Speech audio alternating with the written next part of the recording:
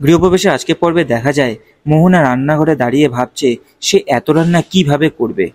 সে তো এত রান্না পারবে না।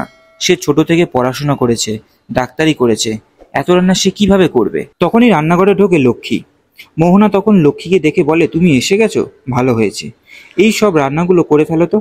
তখন লক্ষ্মী বলে, আমি তো রান্না করতে জানি না, আমি পারবো না, কিন্তু আমি তোমাকে সাহায্য করতে পারি। অন্যদিকে সেবন্তী একা হাতে সব সামলাতে না পেরে ঠাম্মির কাছে দুঃখ প্রকাশ করে। আর এইদিকে মোহনা শুভলক্ষ্মীকে বলে, এই বাড়িতে আমার কোনো মান সম্মান বলে কিচ্ছু নেই। শুভলক্ষ্মী বলে, কেন?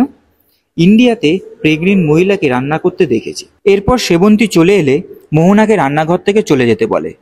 তারপর ঠাম্মি কেশবকে নিয়ে মোহনার কাছে গিয়ে বলে, তুমি না বলছিলে শুভলক্ষ্মীর জায়গা নেবে, এই নাও, এবার তুমি কেশবকে সামলাও।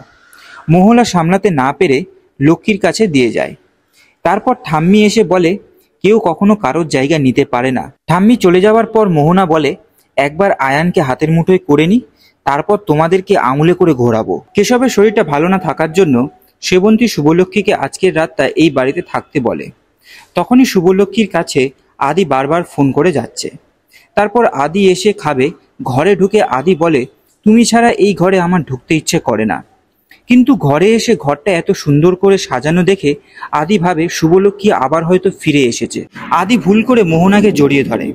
আর এইদিকে লক্ষ্মী ভাবে, এত রাতে আদি কি করছে, যাই একটু দেখে আসি।